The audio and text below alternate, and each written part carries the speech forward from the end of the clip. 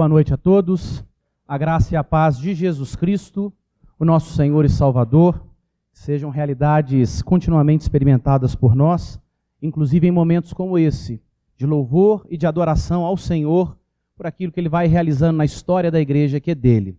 Bom, irmãos, eu preciso começar esse momento dizendo que é sempre um grande privilégio, não é apenas um privilégio, mas é um riquíssimo privilégio, talvez um dos maiores da vida, pregar a palavra de Deus. Mas quando nós pregamos em determinadas ocasiões, como numa data como essa, e quando nós pregamos a palavra de Deus em determinados lugares, e essa igreja tem um peso muito grande para a minha caminhada com o Senhor Jesus, foi um instrumento que Deus usou para, a partir desse púlpito, eu conhecer o Evangelho, ser transformado pela graça do Senhor Jesus, e poder então pregar nesse púlpito, nessa igreja, que é a igreja mãe da igreja onde eu sirvo e a qual eu pertenço hoje, a Igreja Presbiteriana Conexão. E numa data como essa, os 160 anos da Igreja Presbiteriana do Brasil, o privilégio se torna muito, mas muito maior. Mas diretamente proporcional a esse privilégio é a responsabilidade. E por isso eu quero te convidar a abrir a palavra de Deus no Evangelho de Mateus, capítulo 28. Evangelho de Mateus, capítulo 28.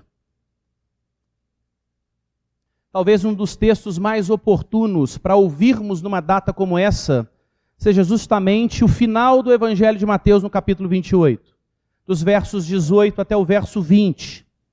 E nessa noite a nossa intenção é revisitarmos a missão, para que nós possamos experimentar mais uma vez um impacto na história das nossas vidas.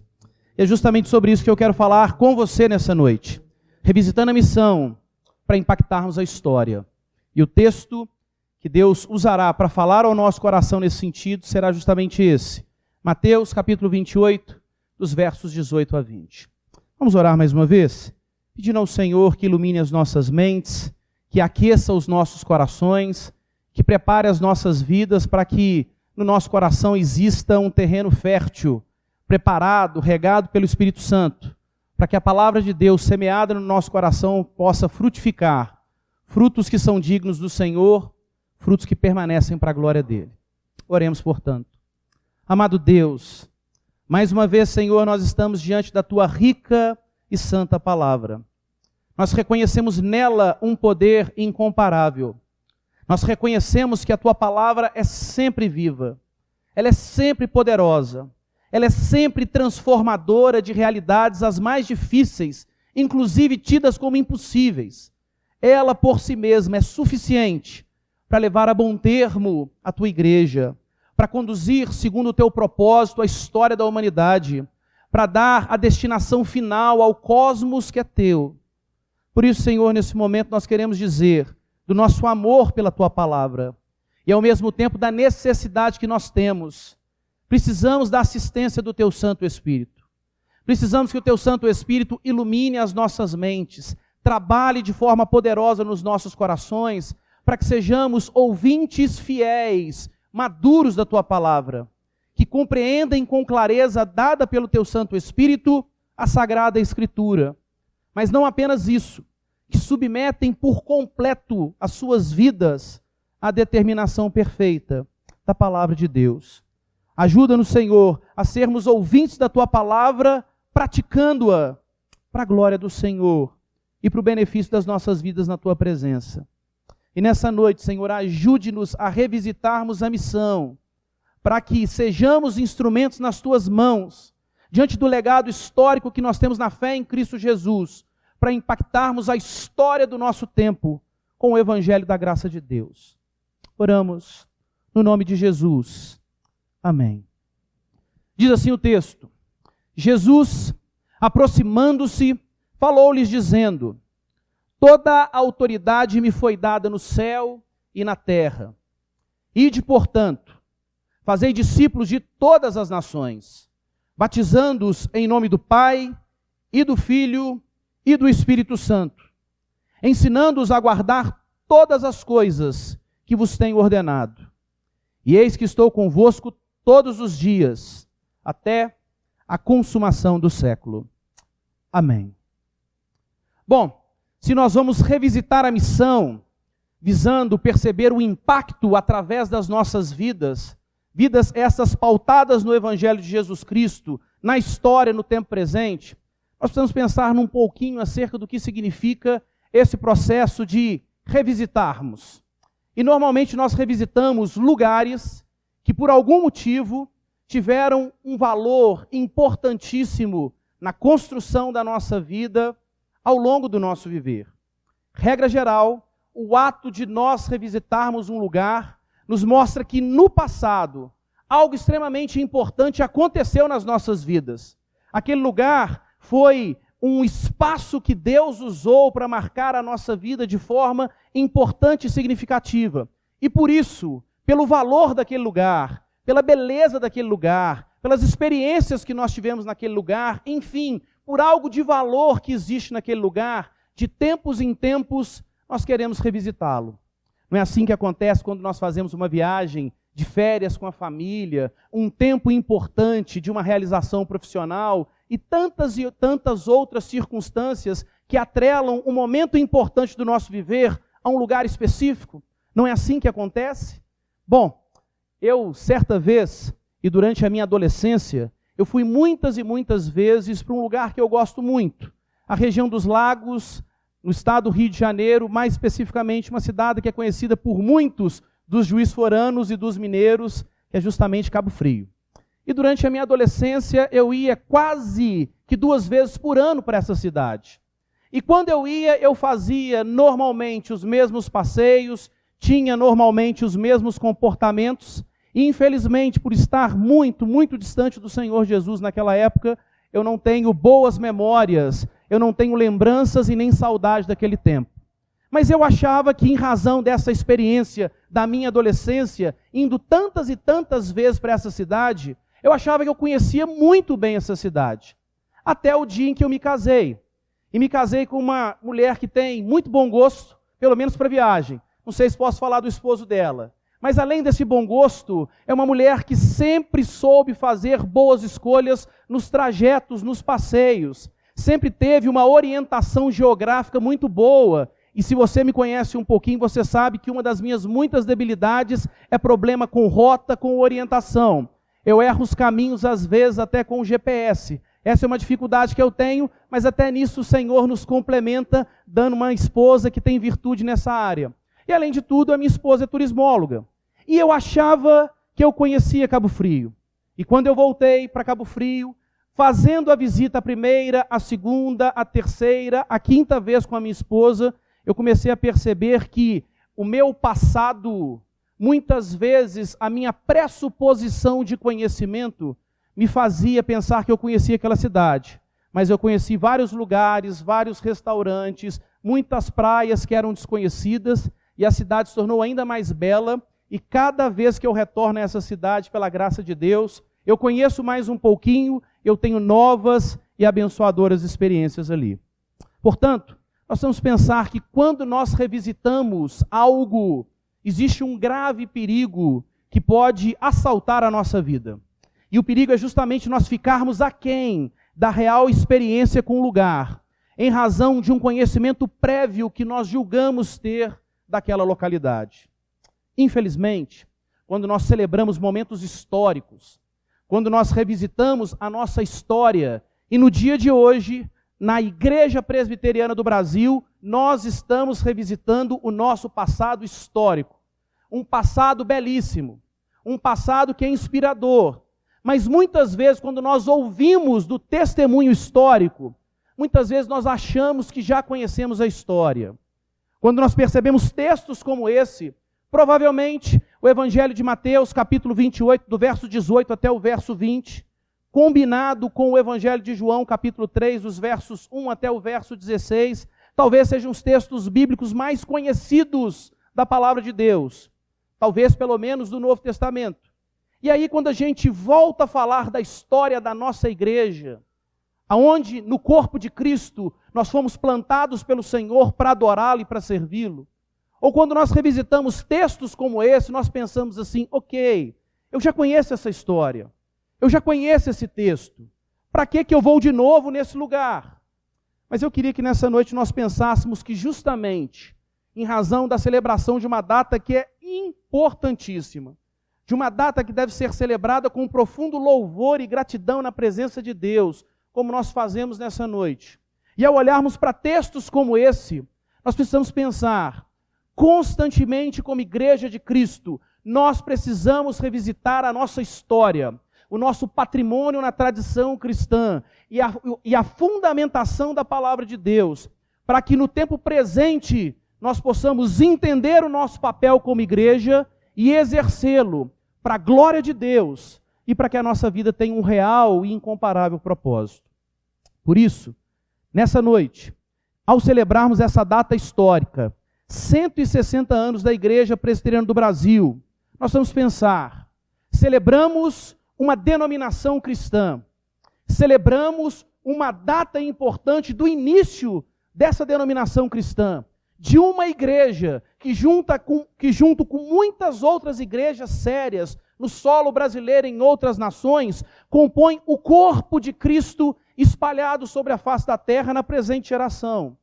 E ao fazermos isso, ao celebrarmos uma data tão importante para uma igreja, nós vamos pensar, o que é a igreja? Nós vivemos a igreja, nós nos anunciamos como igreja, nossa vida é determinada por essa estrutura criada por Deus, chamada igreja. Mas muitas vezes, quando nós pensamos numa pergunta tão simples, o que é a igreja? Nós não conseguimos respondê-la com clareza. E se nós não sabemos responder essa questão com clareza, muito provavelmente nós estamos ficando aquém do nosso posicionamento diante de Deus e diante das pessoas como igreja militante de Cristo. A igreja que luta pela causa do Evangelho na presente geração. Portanto, quando nós pensamos acerca da igreja, nós poderíamos buscar muitas definições teológicas que estão em conformidade com a palavra e que, portanto, são abençoadoras.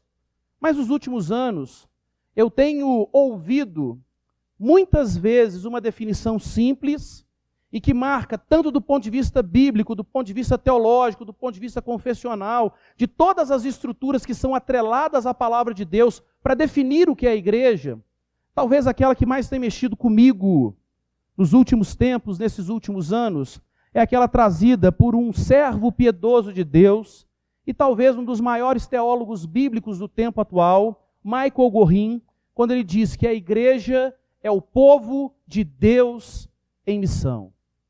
Eu queria que nós pensássemos um pouco nessa definição que é muito simples. Talvez você já memorizou. A igreja é o povo de Deus em missão.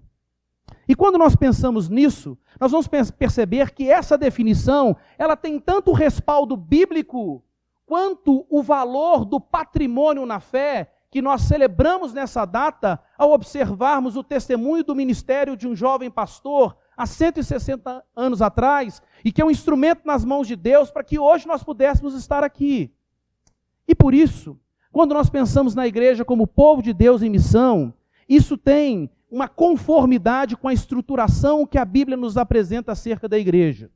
Se você observar a igreja sendo organizada como povo de Deus, essa organização, ela se dá numa estrutura inicial em Gênesis capítulo 12, dos versos 1 até o verso 3.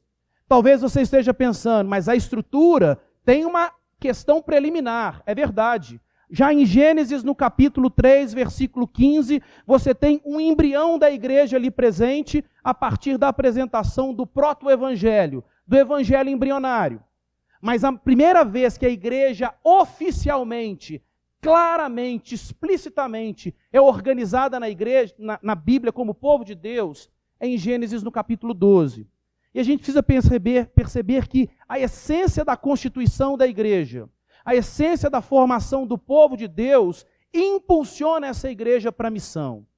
Se nós olharmos o texto diz, ora, disse o Senhor a Abrão, sai da tua terra, sai da tua parentela, sai da casa do teu pai, e vai para uma terra que eu te mostrarei. De ti farei uma grande nação, eu te abençoarei, e te engrandecerei o nome. Sê tu uma bênção.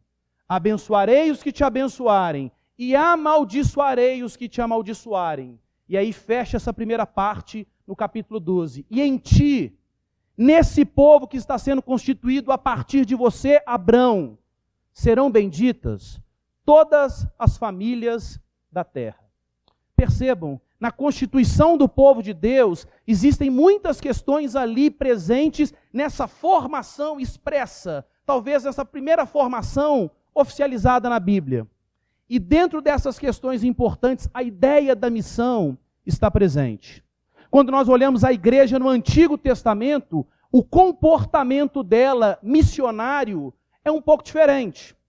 E talvez se você está tendo dificuldade de ouvir a palavra igreja relacionada à antiga aliança, relacionada ao Antigo Testamento, o nosso legado na fé, homens gigantes na fé, como o irmão João Calvino, ele diz que a igreja no Antigo Testamento, ela é infante, e no Novo Testamento ela adquire a maioridade. Outros servos piedosos de Deus definiram a igreja no Antigo Testamento como igreja embrionária. A igreja está sendo gestacionada por Deus.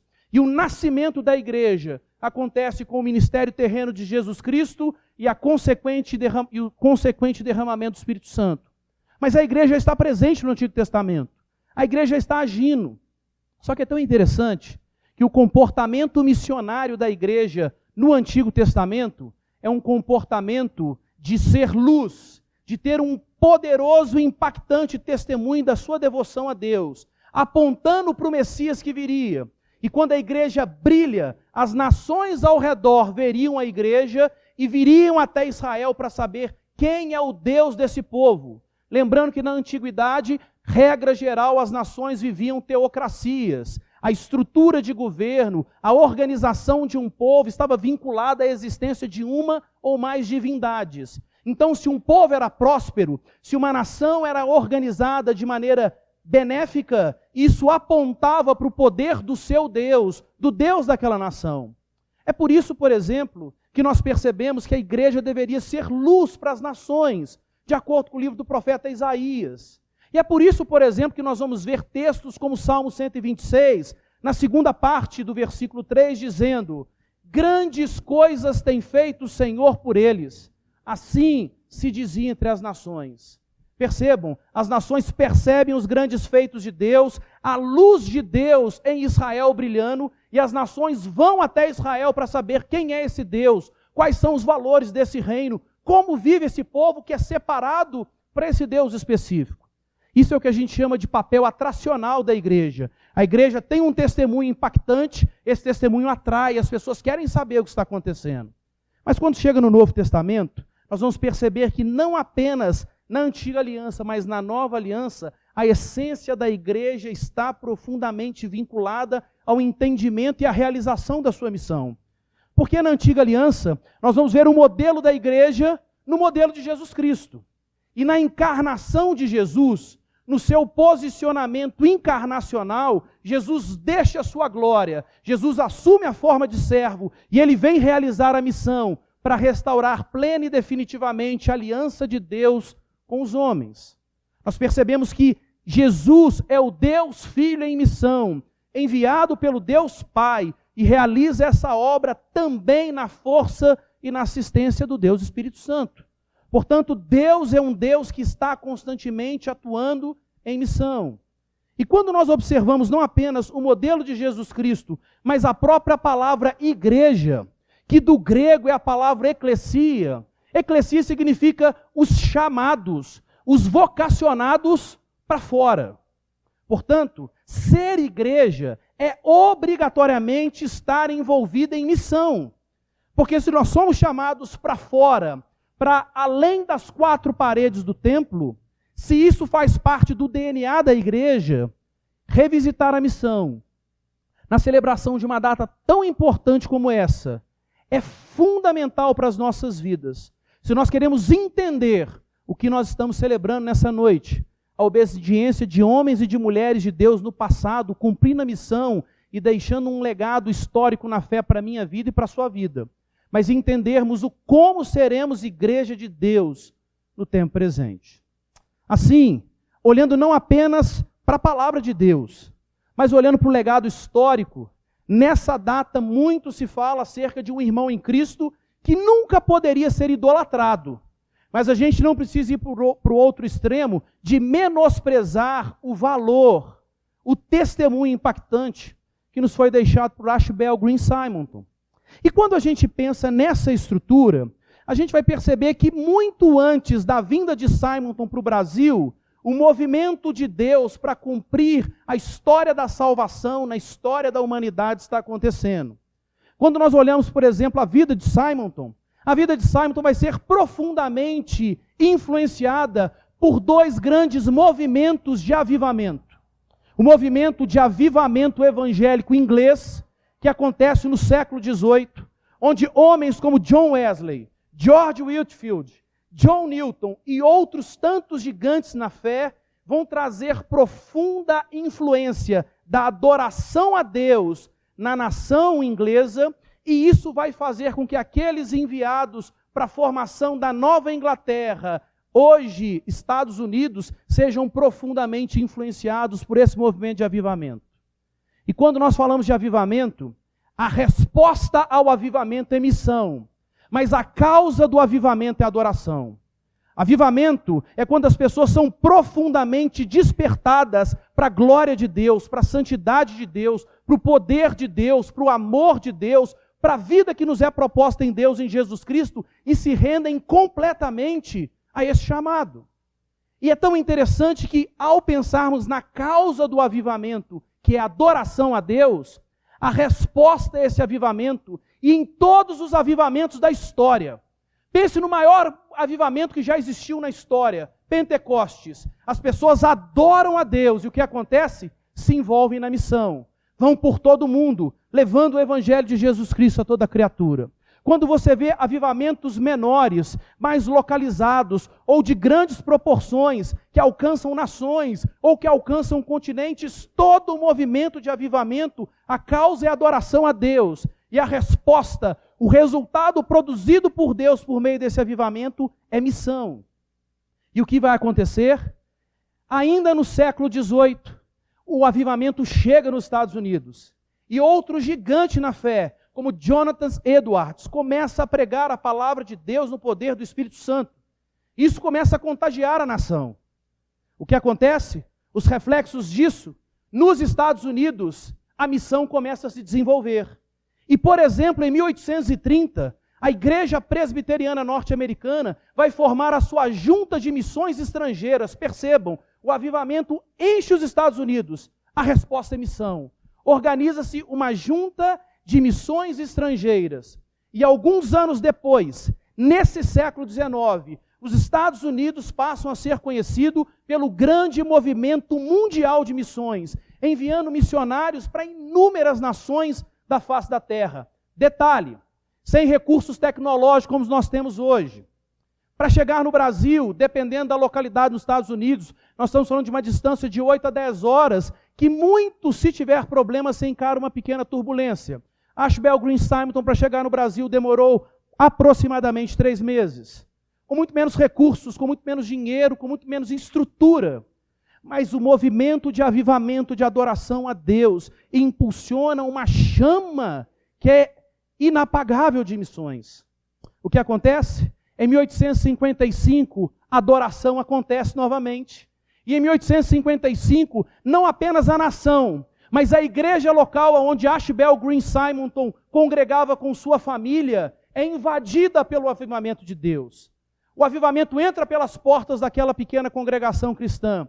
E isso vai levar o jovem Simonton a deixar de ser apenas um filho de presbiterianos, de ser apenas um religioso mecânico, a ser tocado pela glória de Deus. Isso o leva a fazer a sua profissão de fé. Perceba, avivamento produz adoração. A causa da relação com Deus é a adoração. Qual que é a resposta de Simonton? Ele faz a sua pública profissão de fé e ele se coloca à disposição do ministério cristão. Ele vai para o seminário de Princeton, ele quer se envolver na missão. E nesse seminário, e Deus me deu a honra há 3 anos atrás de estar nessa capela, de ver essa realidade ali no campus de Princeton, um campus enorme, onde você vê ali uma pequena capela, uma pequena estrutura de seminário, perto da dimensão gigante que você tem em Princeton. Ali naquele momento, ouvindo a aula do seu professor Charles Hodge, um grande teólogo sistemático, ele vai entender e o seu coração vai ser despertado para servir a Deus não apenas no seu país, mas ele quer ter a experiência de servir a Deus num país recentemente declarado independente, a nação chamada Brasil. Perceba, o avivamento na igreja local de Simonton o impulsiona para a missão. E aí o que nós vamos perceber? Alguns dos feitos produzidos por essa adoração a Deus e a resposta à adoração na efetivação da missão.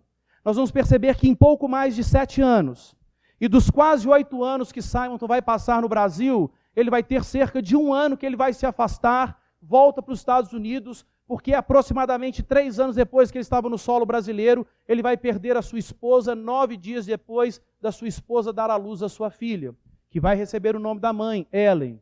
E aí eu fico imaginando, ele deixa tudo para servir a Deus nessa nação, e 3 anos depois, o Senhor recolhe a sua esposa. Imagina o conflito, imagina as angústias, imagina as crises internas no coração desse jovem pastor. Mas o que ele vai fazer em pouco mais de 7 anos? Simonton vai iniciar, quase que 1 ano depois da sua chegada no Brasil, a pregação na língua oficial, no português. E ele, em menos de 1 ano, ele consegue aprender o português para começar a pregar e realizar o culto na língua materna daquela nação. Mas Simonton vai organizar a primeira igreja presbiteriana do Brasil em 1862, detalhe, com 2 pessoas, um português e um americano. Depois, Simonton vai criar o primeiro jornal evangélico em língua portuguesa, a Imprensa Evangélica, em 1864. Ele vai formar o primeiro concílio da igreja, o Presbitério do Rio de Janeiro, em 1865, que é organizado em São Paulo, na junção das igrejas de São Paulo, de Brotas e da igreja do Rio de Janeiro. Em 1865, nessa formação do sínodo, do concílio, é ordenado o primeiro pastor nascido em solo brasileiro, o ex-padre José Manuel da Conceição. Depois, em 1867, ele vai fundar a primeira escola de teologia, que foi o seminário primitivo, que vai durar por 3 anos e depois vai dar origem a uma estrutura muito maior. Mas nesses 3 anos, 4 pastores são formados. E depois, em 9 de dezembro de 1867, aos 34 anos, fruto de febre amarela, ele vai falecer no país. Ele vai entregar a sua vida como semente nessa nação. Quando nós olhamos para uma igreja hoje, com quase 1 milhão de membros, contando igrejas organizadas e suas congregações, quase 6.000 igrejas, quando nós percebemos o impacto educacional, o impacto na área de saúde com vários hospitais, o impacto na área de assistência social e muitos outros benefícios que essa igreja oferece em adoração a Deus e em amor às pessoas no solo brasileiro, quando nós percebemos essa igreja enviando homens e mulheres para as nações, para levar o evangelho da graça de Deus, nós vamos perceber que tudo começa nessa pequena semente de mostarda, na vida desse homem, Ashbel Green Simonton. Portanto, nós vamos perceber, olhando para a palavra de Deus, olhando para o patrimônio histórico na fé em Jesus Cristo, é impossível a igreja fugir dessas 2 realidades. A igreja é o povo que adora ao seu Deus e efetiva, manifesta essa adoração por meio da realização da missão. Tanto é verdade que quando nós olhamos para esse texto ele é conhecido historicamente e editorialmente como a Grande Comissão. E esse títulozinho em negrito que está na sua Bíblia, ele é um título editorial. Ele não faz parte do texto original. Ele é apenas uma orientação para o leitor. E ele é chamado de a Grande Comissão. E aí nós precisamos entender a característica desse texto, que está atrelada à característica de todo evangelho. Os 4 evangelhos, para serem considerados evangelhos, eles precisam ter uma estrutura literária que faça com que eles sejam identificados dessa forma. E uma das características de um livro para ser considerado evangelho é que ele tem que ter um encerramento impulsionando a igreja para a realização da missão, ordenando a igreja na palavra deixada pelo Senhor Jesus Cristo para que possa ir por todo o mundo realizando a missão. E nós observamos isso nesse texto. Observamos isso em Marcos capítulo 16, dos versos 14 a 18, mais especificamente nos versos 15 e 16. Observamos isso no Evangelho de Lucas, no capítulo 24, dos versos 44 até o verso 49. E inclusive encontramos isso no Evangelho de João, E algumas pessoas vão falar, mas grande comissão no Evangelho de João, basta você olhar lá, Evangelho de João, capítulo 21, dos versos 15 a 23, você vai ver lá o Senhor restaurando a vida de Pedro e impulsionando para a realização da missão. Só que nos 3 primeiros evangelhos, que são semelhantes, chamados de sinópticos, a grande comissão ela tem profunda intensidade evangelística. Já no Evangelho de João, você vê a grande comissão com um ar, com uma ênfase mais pastoral, mas sempre está ali presente. E por que será que um evangelho termina com grande comissão? Para fechar com chave de ouro, para mostrar qual vai ser a resposta da igreja de Jesus ao longo das gerações em adoração ao seu Deus, respondendo ao amor manifesto por Jesus Cristo na cruz em favor do seu povo. Qual resposta é essa? Missão. E aí, ao olharmos para esse texto, nós vamos perceber, na verdade, a resposta para a pergunta, o que é a igreja? E aí nós vamos perceber que existe um grande debate dentro da igreja e principalmente na academia que forma o pensamento dentro das igrejas, principalmente dentro dos seminários. Se você pergunta para algumas pessoas o que é a igreja, um determinado grupo, e como temos muitos pastores aqui, eu vou provocar, no bom sentido do termo, se você é mais favorável à área da teologia sistemática, você vai responder, a razão de ser da igreja? Adoração. Só que se nós pensamos na igreja exclusivamente ou apenas dando ênfase na adoração, nós vamos ter um grave prejuízo, porque a igreja vai ser alienada no mundo. A igreja não vai entender a razão de ainda ser a igreja militante no tempo presente. A igreja não vai entender em que luta ela deve estar envolvida. E, portanto, ela vai ser omissa e irresponsável no cumprimento do seu papel diante de Deus e diante das pessoas. Para o outro grupo, se você perguntar o que é a igreja, e provocando os meus colegas pastores, no bom sentido do termo mais uma vez, eu sei que depois vai dar um bom papo e alguns bons cafés, mas se nós perguntássemos o que é a igreja, um outro grupo vai responder, a igreja, a razão de ser da igreja é cumprir a missão. Normalmente são os missiólogos. E qual é o problema de nós pensarmos intensamente na missão ou exclusivamente na missão? A igreja se torna ativista religiosa. A igreja pode cair inclusive num pragmatismo religioso. A igreja vai se tornar como Marta e não vai se quedar aos pés de Jesus como Maria. Se você observar Lucas capítulo 10, dos versos 38 até o verso 42, em nenhum momento Jesus vai dizer que o trabalho intenso de Marta era ruim. O problema era a motivação. O problema é que Marta coloca a missão, o serviço a Deus como causa. E a missão vai ser sempre consequência de algo maior, de algo que vai startar o relacionamento com Jesus, que é a adoração a Deus. Se nós fôssemos responder a pergunta o que é a igreja, de forma bem simples, a gente pode dizer que a igreja é uma moeda. Uma moeda obrigatoriamente vai ter duas faces.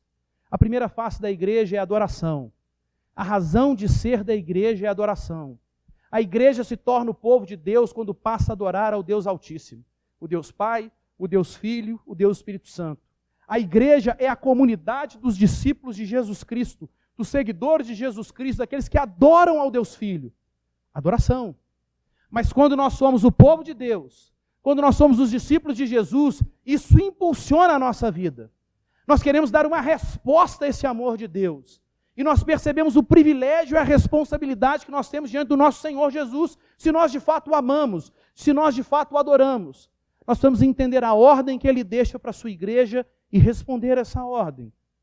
Portanto, a outra face da igreja, a consequência da causa, o reflexo da razão de ser da igreja, é justamente a adoração. Nesse sentido, nós precisamos olhar para esse texto. E nós precisamos perceber algumas riquezas que esse texto traz para a nossa vida. Mas não apenas para o texto. Quando nós olhamos para o legado histórico que nós celebramos, esses 160 anos, nós vamos olhar para a vida desse jovem pastor, Ashbel Green Simon. E a partir do momento que ele é tocado profundamente pela ação do Espírito Santo, no movimento de avivamento que invade a sua igreja, e a partir do momento que ele declara o seu amor, a sua adoração a Deus, fazendo a sua pública profissão de fé, a causa da sua relação com Deus, a adoração, isso o impulsiona para a missão. ele se prepara e depois se coloca à disposição para ir para um outro país e para ali plantar uma igreja para o Senhor Jesus. E o que isso produz? Mais adoração. E é por isso que eu e você, por causa dos instrumentos da providência de Deus, sendo que o Senhor escolhe Ashbel Green Simon para realizar essa obra, é por isso que você está sentado nessa noite, nesse banco, ouvindo essa palavra, e é por isso que eu estou aqui pregando a palavra de Deus. Dessa forma, nós vamos olhar para o texto. E se nós queremos revisitar esse texto bíblico e a história da Igreja Presbiteriana do Brasil nessa data, nós vamos pensar em algumas questões que são fundamentais. A primeira coisa é, o que é a missão? A missão, de acordo com esse texto, é uma combinação gloriosa entre ordem e continuidade. Nós já ouvimos muitas e muitas vezes que na língua original na qual esse texto foi escrito, existe uma estrutura de comunicação que nós não temos na nossa língua portuguesa. Nós não temos a combinação de gerúndio, algo que mostra continuidade, algo que deve ser sempre realizado, combinado com o imperativo, combinado com uma ordem. O texto escolhe a ordem, mas a melhor tradução seria ide, indo por todo o mundo. E essa maravilhosa combinação, no aspecto da ordem, mostra a responsabilidade que eu e você temos. E ao mesmo tempo a continuidade mostra o privilégio que Deus concede a mim e a você. A obra mais espetacular que acontece sobre a face da terra é a obra da missão de Deus por meio da sua igreja. Deus não precisa de pessoas, Deus não precisa de meios, Deus não precisa de nada e de nem ninguém para realizar essa obra, mas para mostrar o privilégio que Ele quer conceder ao seu povo, o amor que Ele tem pelo seu povo, Ele permite o seu povo participar dessa obra. Ele faz com que esse povo seja um instrumento nas mãos dele para que essa obra aconteça sobre a face da terra. Ao mesmo tempo, e essa é a minha opinião particular, Deus escolhe usar as nossas vidas, a começar da minha, para mostrar o quão poderoso Ele é.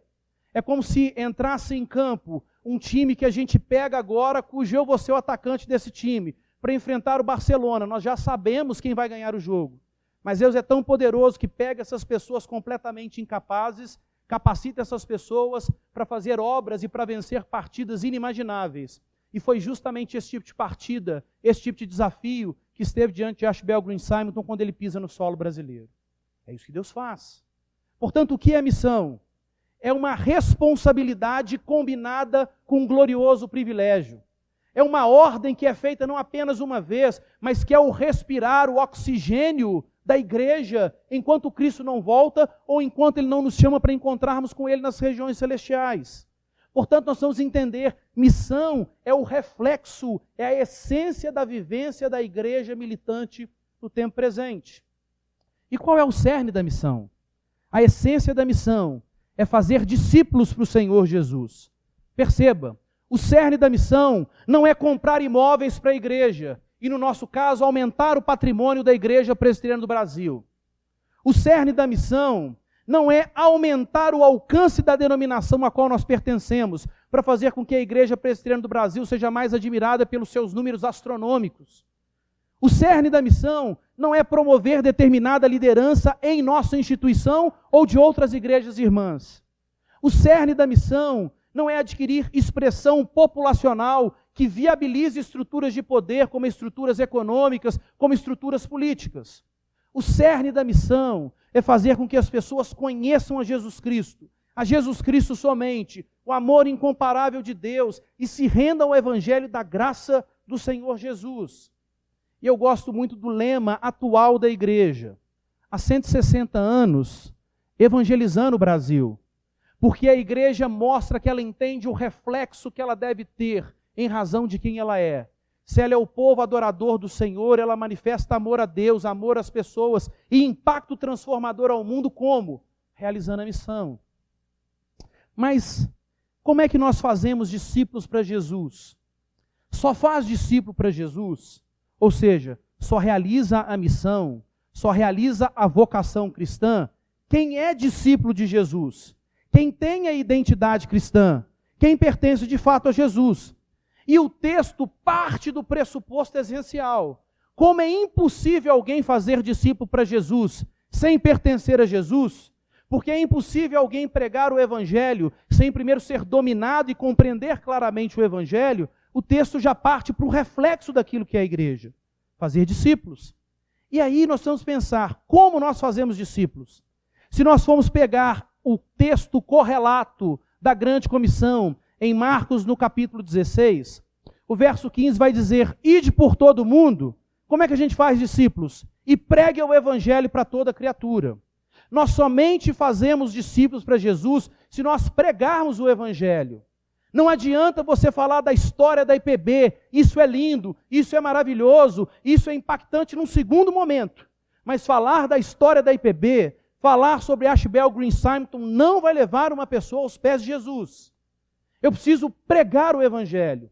E de acordo com a Bíblia, a pregação do Evangelho acontece de duas formas: através do meu testemunho, através da minha vivência da fé, através da encarnação da vida de Jesus em minha vida, manifestada através dos meus atos. Portanto, o testemunho é impactante e está relacionado à prática da pregação do Evangelho, mas nós precisamos abrir os nossos lábios. Nós vamos dizer o que é o Evangelho. O Evangelho é uma pessoa, a pessoa mais espetacular que já passou sobre a face da terra, a pessoa mais espetacular da terra e das regiões celestiais, do tempo cronológico e da eternidade, aquele que é 100% homem e 100% Deus, o único com dupla natureza, Jesus Cristo. O Evangelho significa falar sobre a obra de Jesus, dizer por que Jesus é o grande sumo sacerdote, por que Jesus é o grande rei, rei sobre todos os reis, senhor sobre todos os senhores, e explicar por que Jesus é o grande profeta. É explicar por que Jesus morre na cruz, para não apenas ser o perfeito sumo sacerdote da parte de Deus, mas para ser a perfeita oferta pelo pecado da humanidade. E eu preciso ensinar para as pessoas qual é a mensagem do Evangelho. O Evangelho significa boa nova, mas não é simplesmente uma boa notícia. É a notícia mais espetacular que uma pessoa poderia ouvir ao longo de toda a sua existência. É entender que nós, a partir da rebelião dos nossos pais, e que nós reproduzimos no tempo presente, que rejeitamos a aliança de bênçãos de vida e de paz com Deus, a partir da quebra da aliança no Éden, por causa do nosso pecado, nós estávamos destinados justamente, corretamente, a uma eternidade sem Deus, ao castigo de uma eternidade sofrendo da ira de Deus. Mas Deus não apenas é amoroso no ponto de manter a sua parte na aliança, que Ele envia o segundo ou último Adão. E se você não sabe, a palavra Adão no Antigo Testamento significa homem ou humanidade. Ele envia o segundo ou último representante, Jesus Cristo, para realizar aquilo que a humanidade não tem capacidade por si mesma para fazer. E Ele entrega o Filho do seu amor na cruz. Para quê? Para que eu e você fôssemos perdoados. É impossível ouvir essa realidade da mensagem do Evangelho sem se render a Ele ou sem ser responsabilizado diante de Deus pela sua postura ainda de soberba espiritual. Quem é pai sabe disso. Um pai não dá de forma alguma a vida de um filho seu para morrer por ninguém. Mas os nossos filhos, por mais amor que nós tenhamos por eles, e por mais importantes que eles sejam para nós, eles não têm a capacidade por si mesmos de perdoarem pecados. Agora, Jesus Cristo entrega o Filho do seu amor, o Filho de quem a sua alma se comprazia, para morrer pelo meu pecado, pelo seu pecado, para dizer e para manifestar, não apenas com palavras, mas com atitude, a maior manifestação de amor que você poderia experimentar na sua vida. Esse é o Evangelho. A pessoa de Jesus, a obra de Jesus e a mensagem de Jesus. E hoje, inclusive dentro da Igreja Presbiteriana do Brasil, que se julga muito ortodoxa, muito conhecedora da doutrina, as pessoas não sabem, e muitas vezes porque não foram ensinadas como o Evangelho é pregado. As pessoas convidam as pessoas para irem à igreja, para verem determinado líder, para ver uma bateria diferente, para ver um ótimo ministério de música, para ver uma dinâmica de culto diferente. Isso não passa nem perto da pregação do Evangelho. E aí o que nós fazemos, muitas vezes, é trânsito religioso. A pessoa deixa de ser espírita, deixa de ser católico e se torna evangélico, porque gosta daquele ambiente religioso, mas ela não foi ainda apresentada a pessoa de Jesus, a obra de Jesus e a mensagem de Jesus. Isso é a missão. Fazer discípulos para Jesus. Só fazemos discípulos para Jesus quando pregamos o Evangelho. E precisamos entender o que é o Evangelho e subordinar a nossa vida à realidade do Evangelho. E aí, nós vamos pensar, quais são os parâmetros que determinam e que vão assegurar a missão? Em primeiro lugar, é a autoridade para o cumprimento da missão. Quando o texto diz, toda a autoridade me foi dada nos céus e na terra, isso significa que Jesus tem poder, tem controle, Ele é o soberano sobre tudo que existe no cosmos e sobre tudo que há nas regiões celestiais. Demônios se submetem à autoridade de Jesus. Os reis mais poderosos da história se submetem ao Senhor Jesus. E é com base nessa autoridade que nos é delegada pelo Senhor Jesus que eu e você podemos e devemos realizar a missão. Você quer mais segurança? Você quer uma costa mais larga do que essa, para você entender o seu papel na missão de Deus e realizá-la? Será que nós entendemos isso? Alguns homens de Deus entenderam isso na história da humanidade. Por exemplo, no discurso de inauguração da Universidade Livre de Amsterdã, o servo de Deus Abraham Kuyper disse o seguinte: não existe uma polegada quadrada no universo sobre a qual Cristo, que é o Senhor sobre tudo, não diga, é meu.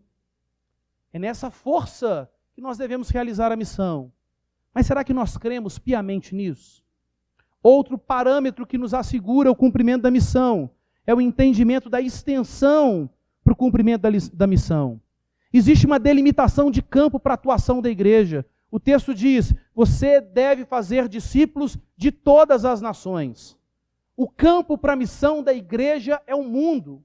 E por isso, seja em macroestruturas de países, em microestruturas de regiões específicas, nós precisamos entender os campos aonde Deus tem nos plantado. Nós precisamos interagir biblicamente com esses campos. E nós precisamos ter a coragem de pregar o Evangelho de Deus dentro dessas realidades.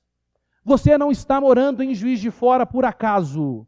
Se você faz parte do povo de Deus, você está em missão nessa localidade para ser sal e luz nas mãos do Senhor, para que as pessoas conheçam o Evangelho.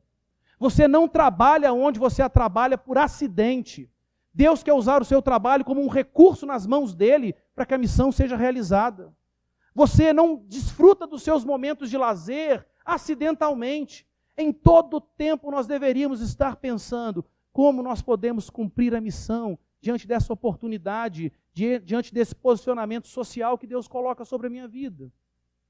Outro aspecto que nos assegura a realização da missão é o ensino para o cumprimento da missão. O texto diz que nós devemos ensinar as pessoas a guardarem todas as coisas que o Senhor ensinou.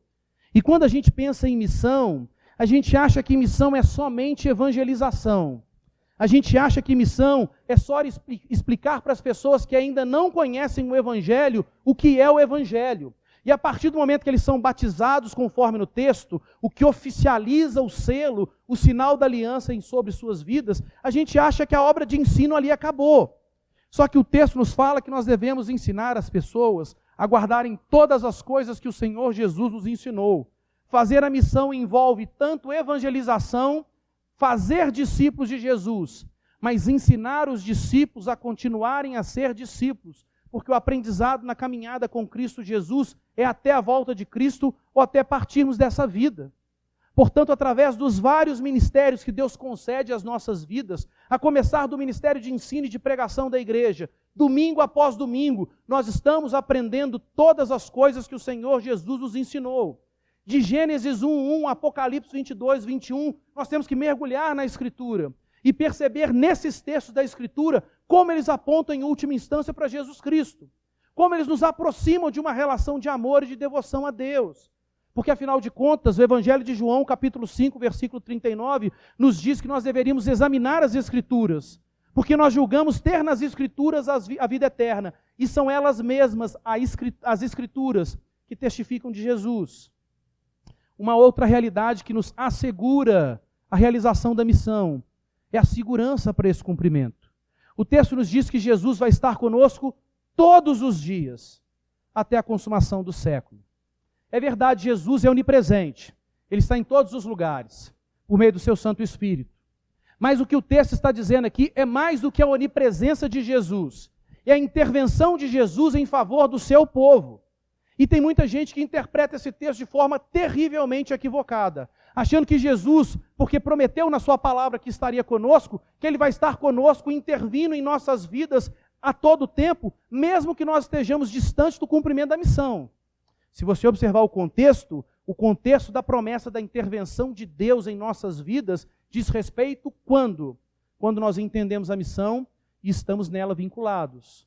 E aí nós vamos pensar. E eu fico imaginando, como eu disse para vocês agora há pouco, Ashbel Green Simonton, chegando no Brasil com seus 27 anos, numa terra profundamente desconhecida, os relatos, e quando você vê o diário de Simonton, você vai ver que é uma loucura o que ele faz. Ele necessariamente está sendo impulsionado pelo Espírito Santo de Deus, porque ninguém em sã consciência vai fazer isso. Ele sabe muito pouco acerca do Brasil e ele vai, porque não tinha tantas informações assim. Eu fico imaginando, ele chega no Rio de Janeiro e vai desbravar aquela terra, ele não conhece a língua, ele com sua esposa, uma luta terrível. Eu fico imaginando a coragem desse jovem pastor, desse jovem cristão, para realizar a missão. A ideia é a seguinte: imagina que você é chamado para desafiar um grande inimigo, um grande guerreiro. E aí você tem um colega muito forte, muito hábil, que fala assim, pode ir que eu estou contigo. Chega na hora da luta, aquele colega tem um problema, não pode comparecer. Como é que você faz? Quando Deus fala que vai estar conosco todos os dias, a luta que nós enfrentamos, a realização da missão, é algo terrível.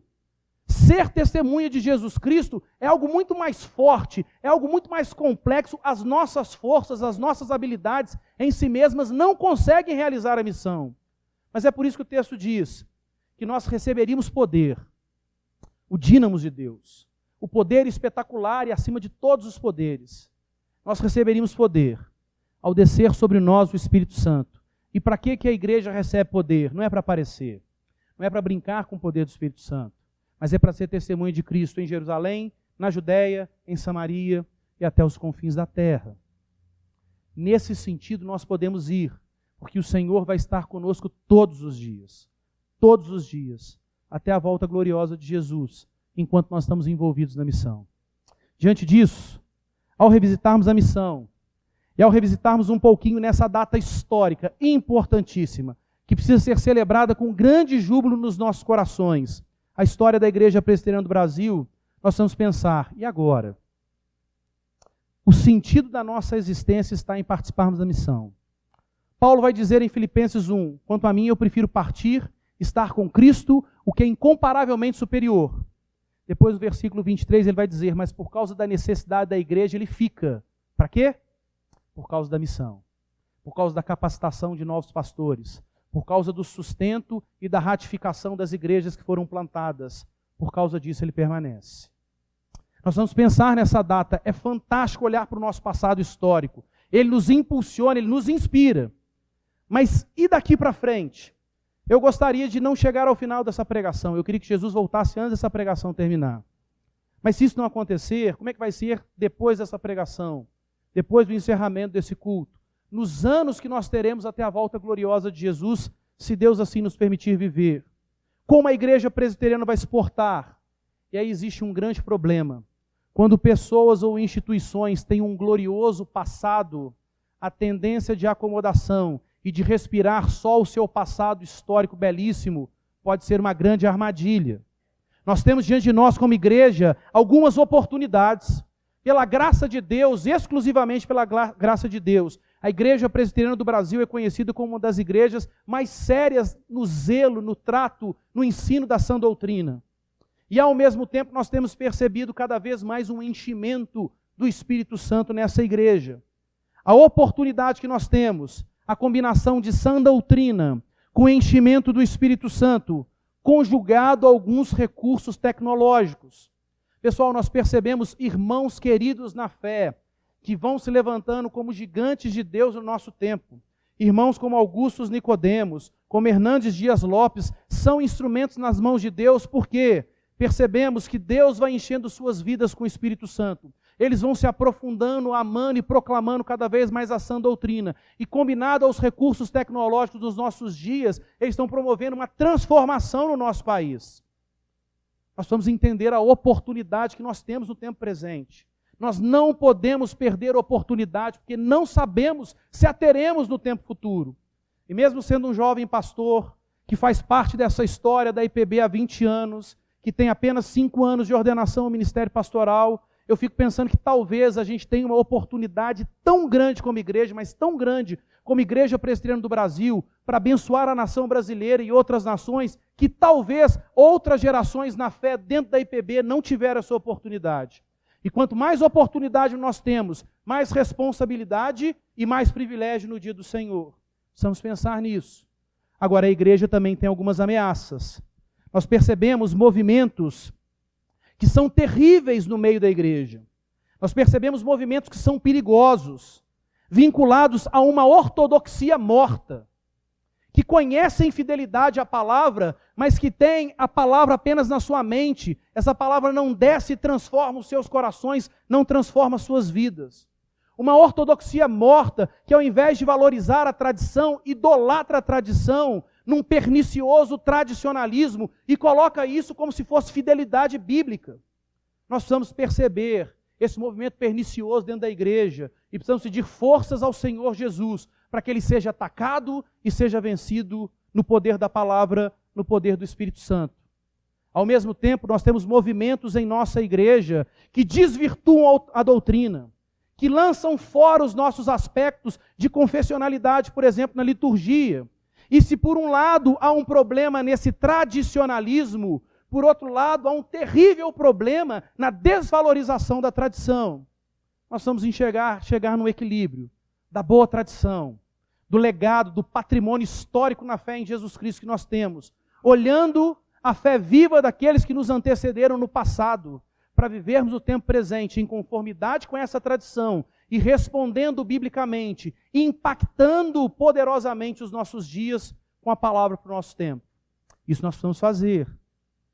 Quando nós olhamos para a vida de Simonton, nós percebemos um glorioso círculo virtuoso. Adoração produz missão, que produz mais adoração, que produz mais missão. E é interessante a gente perceber isso. A vida de Simonton começa quando? Do ponto de vista do nosso conhecimento, do impacto dele para a igreja, a partir da visitação do Espírito em sua vida, no movimento de avivamento na sua igreja local. Ele faz sua pública profissão de fé. Isso o impulsiona para a missão. Ele quer responder ao amor de Deus, ele quer fazer parte da essência da igreja, na resposta da igreja ao amor de Deus. Ele vem para o Brasil. E no último registro que Simonton faz no seu diário, a gente vê o reflexo mais uma vez da adoração. E esse círculo virtuoso, adoração, missão, alimenta, mantém e é a essência de ser da igreja de Jesus Cristo. Em 31 de dezembro de 1866, menos de um ano antes do seu falecimento, o último registro de Simonton no seu diário é, e esse tem que ser o legado para nós, numa data histórica como essa. Simonton vai dizer o seguinte: quem me dera um batismo de fogo que consumisse as minhas escórias.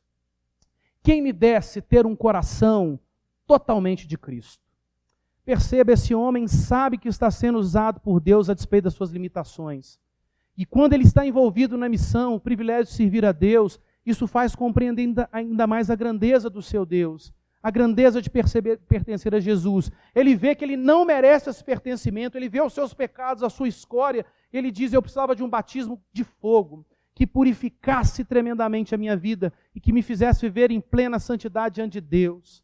Quem me dera ter um coração totalmente de Cristo. Numa data como essa, como muito bem disse o presidente do Sínodo, do presbítero André, amamos a IPB, porque a IPB ama Jesus Cristo e se subordina à palavra de Deus. A IPB é só mais um instrumento nas mãos de Deus, e que bom que nós fazemos parte de um instrumento tão útil, tão sério, de acordo com a palavra de Deus. Mas nós precisamos ter adoração cada vez mais intensa, que promova um avivamento na nação brasileira, quem sabe a partir da Igreja Presbiteriana do Brasil. E assim a missão de Deus vai avançar ainda mais. E assim nós vamos ver mais relatos gloriosos, como tantos que nós temos na nossa história enquanto denominação. O modelo da missão é o modelo de Jesus Cristo. Ele está sempre adorando ao Pai no seu ministério terreno. Ele se recolhe várias vezes para ter o seu momento de amor, de adoração a Deus. E ele é incansável na realização da missão, ao ponto de ser o servo sofredor, que morre naquela cruz para que nós pudéssemos ser de fato igreja. Dessa forma, o nosso lema é evangelizando o Brasil. Quanto mais a igreja realizar a missão, mais ela vai produzir com atos concretos, muito mais do que com palavras de adoração a Deus. E mais a gente vai encher a nossa nação do amor e do evangelho da graça de Jesus. Nesse momento eu gostaria que nós orássemos. E você não precisa fazer isso, mas se você puder, eu queria que você se ajoelhasse. E a nossa oração está baseada em 2 textos. 1 Samuel, capítulo 7, versículo 12. Nós precisamos dizer nessa data, Ebenezer, até aqui, nesses 160 anos, quem nos ajudou, quem nos sustentou, quem realizou tudo, foi o Senhor. Mas nós temos um futuro diante de nós se Jesus não voltar. E nesse sentido, a oração em Abacuque, capítulo 3, versículo 2, precisa estar presente nos nossos lábios nesse momento. Senhor Deus, continua a avivar a tua obra no decurso dos anos. Queria chamar o pastor Cristiano para que viesse aqui à frente e para que fizesse essa oração, agradecendo ao Senhor pelo patrimônio fantástico que nós temos na fé, mas ao mesmo tempo para dizer, Senhor, aviva, faz muito mais do que o Senhor fez nesses 160 anos, não por nós, mas porque o Senhor tem poder para fazer. Vamos orar?